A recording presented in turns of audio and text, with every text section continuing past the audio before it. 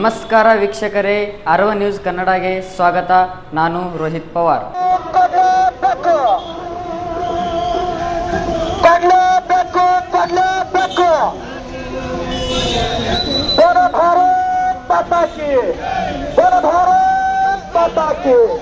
ಭಾರತೀಯ ಜನತಾ ಪಾರ್ಟಿಗೆ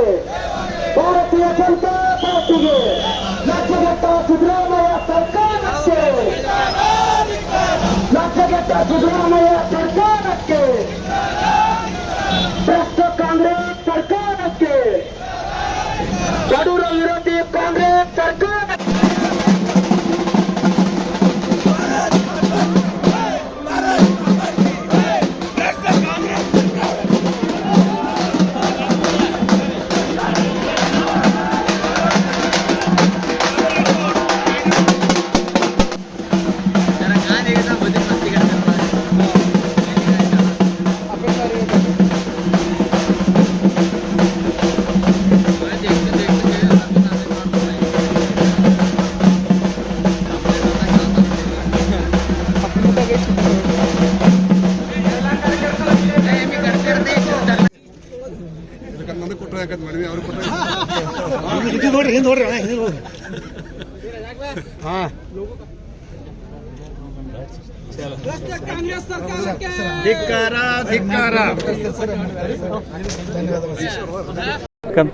ಹಗರಣದ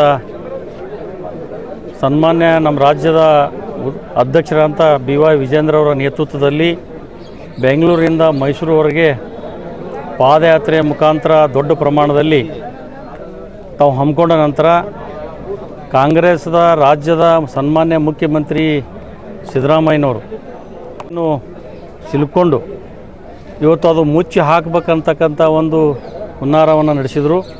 ಅದು ಆಗಲಿಲ್ಲ. ಆದರೆ ಹಿಂದೆ ಇದೇ ಸಿದ್ದರಾಮಯ್ಯನವರು ಅನೇಕ ಒಳ್ಳೆಯ ಬಜೆಟನ್ನು ಮಾಡಿ ಒಳ್ಳೆಯ ಅವ್ರ ಬಗ್ಗೆ ಅಭಿಪ್ರಾಯ ಇತ್ತು ನಮಗೆ. ಈ ಕಾಂಗ್ರೆಸ್ದಲ್ಲಿ ಸೇರ್ಪಡೆಯಾಗಿ ಕಾಂಗ್ರೆಸ್ಸರ ಸಂಸ್ಕೃತಿ ಕಲ್ಕೊಂಡು ಇವತ್ತು ತಮ್ಮ ಮುಖಕ್ಕೆ ಮಸಿ ಬೆಳ್ತಕ್ಕಂಥ ಕೆಲಸ ತಾವೇ ಮಾಡಿಕೊಂಡ್ರು. ಆದರೆ ಇವತ್ತು BY ವಿಜೇಂದ್ರ ನಮ್ಮ ರಾಜ್ಯದ ಅಧ್ಯಕ್ಷರು ಇವತ್ತು ಏನು ದೊಡ್ಡ ಪ್ರಮಾಣದಲ್ಲಿ ಹೋರಾಟವನ್ನು ಮಾಡಿದರು.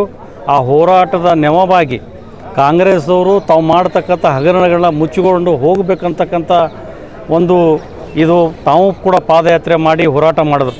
ಅವ್ರಿಗೆ ಮಾನ ಮರ್ಯಾದೆ ಎಲ್ಲನೂ ಬಿಟ್ಟಿದ್ದಾರೆ. ಇವತ್ತು ಇಡೀ ರಾಜ್ಯದ ಜನ ಇವತ್ತು ಕಾಂಗ್ರೆಸ್ಗೆ ಶ್ರಾಪ ಹಾಕ್ತಕ್ಕಂಥದ್ದು ನಾವೆಲ್ಲ ಕಂಡರೆ ನೋಡಿ. ಯಾಕಂದರೆ 5 ಗ್ಯಾರಂಟಿ ಅಂಥೇಳಿ ಇವತ್ತು ಸರ್ಕಾರ 18 ತಿಂಗಳದಾಗ ಇವತ್ತು ಒಂದು ಕ್ಷೇತ್ರದಲ್ಲಿ ಒಂದು ಕೆಲಸ ಕೂಡ ಇಲ್ಲ. ಆದರೆ ಇವತ್ತು ಇಂಥ ಅನೇಕ ಹಗರಣಗಳನ್ನು ಸಚಿವರು ಇರ್ಬೋದು, ಶಾಸಕರು ಇರ್ಬೋದು, ಇವತ್ತು ಏನಾಗ್ಯದ ಶಾಸಕರ ಪರಿಸ್ಥಿತಿ ಅವ್ರವ್ರ ಕ್ಷೇತ್ರದಲ್ಲಿ ಹೋಗ್ಬೇಕಾದ್ರೆ ರಾತ್ರಿ ಹೋಗಿ ಬರ್ತಕ್ಕಂಥ ಒಂದು ಮುಖ ಮುಚ್ಕೊಂಡು ಹೋಗ್ತಕ್ಕಂಥ ಇವತ್ತು ಪರಿಸ್ಥಿತಿ ಉದ್ಭವ ಆಗ್ಯದ. ಯಾಕಂದರೆ ಎಲ್ಲಿ ಕೆಲಸ ಇಲ್ಲ. ಆದರೆ ಇವತ್ತು ಇಂಥ ಅನೇಕ ಹಗರಣಗಳನ್ನು ಮತ್ತು ಇವತ್ತು 187 ಕೋಟಿ ಇವತ್ತು ಹಗರಣವನ್ನು ಮುಚ್ಚಿ ಹಾಕಲಿಕ್ಕೆ ಪ್ರಯತ್ನ ಮಾಡಿದ್ರು. ಮೀಸಲಾಗಿಡ್ತಕ್ಕಂಥದ್ದು 25,000 ಕೋಟಿ ಮೊದಲು ಎತ್ತಿ ಹಾಕಿದ್ರು. ಈಗ 187 ಕೋಟಿ ಎತ್ತಿ ಹಾಕಿದ್ರು. ಇವತ್ತು ಮೂಢ ಹಗರಣವನ್ನು ಇವತ್ತು ಮುಚ್ಚಿ ಹಾಕ್ತಕ್ಕಂಥ ಹುನ್ನಾರವನ್ನು ಕಾಂಗ್ರೆಸ್ ಪಕ್ಷ ಇವತ್ತು ಮಾಡ್ತಕ್ಕಂಥದ್ದು. ವಿಶೇಷವಾಗಿ ನಮ್ಮ ರಾಜ್ಯದ ಗೌರವಾನ್ವಿತ ಗವರ್ನರ್ ಅವರು ಏಕವಚನದಲ್ಲಿ ಮಾತನಾಡ್ತಕ್ಕಂಥ ಇವತ್ತು ಅವರು SC ಸಮಾಜಕ್ಕೆ ಸೇರ್ತಕ್ಕಂಥ ಒಬ್ಬ ಧೀಮಂತ ನಾಯಕರು.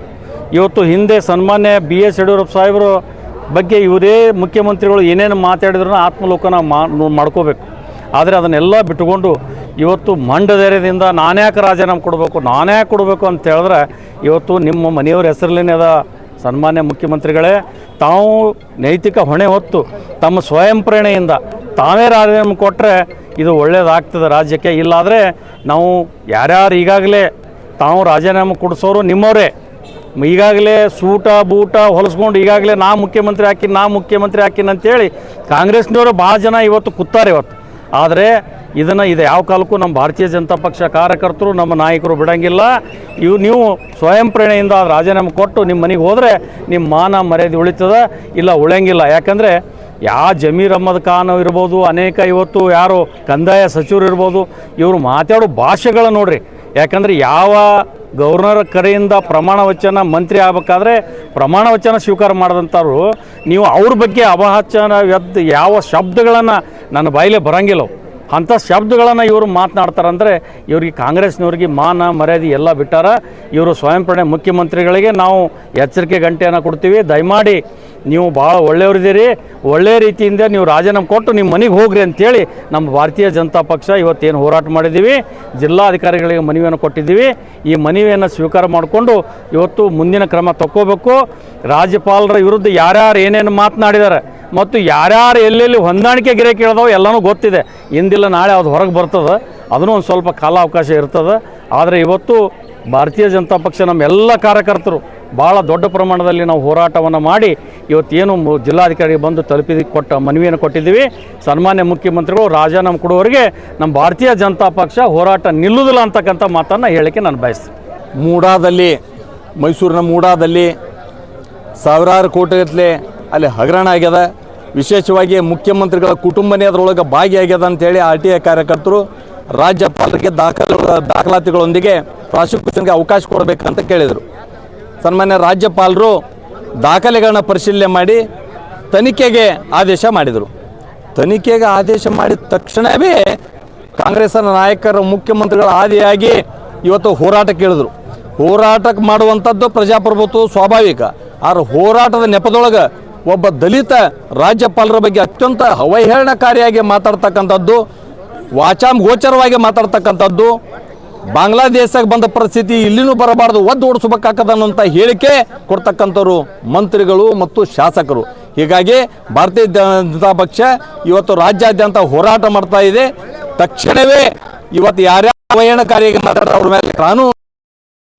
ದೇಶದಲ್ಲಿ ಯಾವಾಗ ಮುಖ್ಯಮಂತ್ರಿಗಳ ಮೇಲೆ ಒಂದು ಭ್ರಷ್ಟಾಚಾರದ ಆರೋಪ ಬರ್ತದೆ, ಆವಾಗ ದೇಶದಲ್ಲಿನ ಜಯಲಲಿತಾ ಆಗಲಿ, ಹೇಮಂತ್ ಸೊರೇನ್ ಆಗಲಿ, ಅರವಿಂದ್ ಕೇಜ್ರಿವಾಲ್ ಆಗಲಿ, ಮತ್ತು ಲಾಲು ಪ್ರಸಾದ್ ಯಾದವ್ ಆಗಲಿ, ಮತ್ತು ನಮ್ಮ ಯಡಿಯೂರಪ್ಪನವರಾಗಲಿ ಒಂದು ನೈತಿಕ ಹೊಣೆ ಮತ್ತು ರಾಜೀನಾಮೆ ಕೊಟ್ಟಿದ್ದಾರೆ.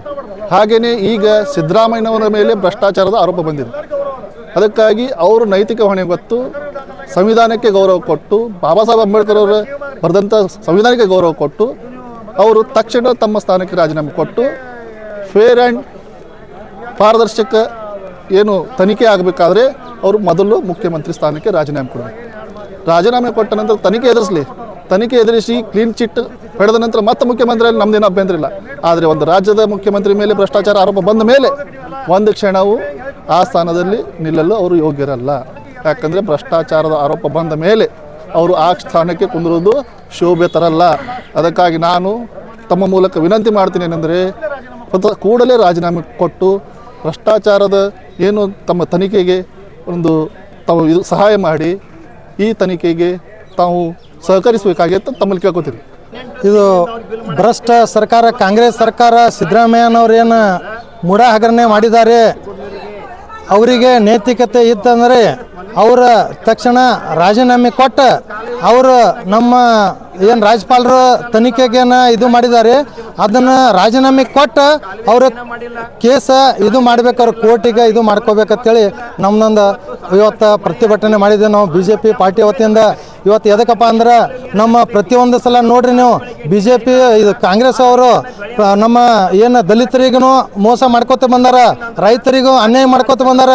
ಪ್ರತಿಯೊಬ್ಬ ಏನು ಘಟನೆ ಆಗ್ತದ, ಪ್ರತಿಯೊಬ್ಬರಿಗೆ ಯಾವತ್ತು ಅನ್ಯಾಯ ಆಗ್ತದ, ಪ್ರತಿಯೊಬ್ಬರು ಯಾವುದೇ ಜಿಲ್ಲೆ ಒಳಗೆ ಗಲಾಟೆ ಆಗ್ತದ ಅಂದ್ರೆ ಅದು ಕಾಂಗ್ರೆಸ್ ಸರ್ಕಾರ ಇದ್ದಾಗ ಕಾಂಗ್ರೆಸ್ ಸರ್ಕಾರ ಅವರಿಂದ ಹಾಕೋತ ಬಂದದ. ಇವತ್ತು ಆ ಸಮಯದಲ್ಲಿ ನಮ್ಮ BJP ಸರ್ಕಾರ ಏನು ಮಾಡ್ಕೋತ ಬಂದಾರಪ್ಪ ಅಂದ್ರೆ ನಮ್ಮ ದಲಿತರ, ರೈತರ ಪ್ರತಿಯೊಬ್ಬರ ಬೆಂಬಲಾಗಿ ನಿಂತು ಕಾಂಗ್ರೆಸ್ ಅವರ ವಿರುದ್ಧ ಹೋರಾಟ ಮಾಡ್ಕೋತ ಬಂದ ಅವ್ರಿಗೆ ನ್ಯಾಯ ಕೊಡಿಸ್ಕೋತ ಬಂದಿದೆ. ಇವತ್ತು ಯಾವ ಪಕ್ಷ ಇದ್ರೆ ಇವತ್ತು ನಮ್ಮ BJP ಸರ್ಕಾರ ಅಂತ ಹೇಳಕ್ ಬಯಸ್ತೇನೆ.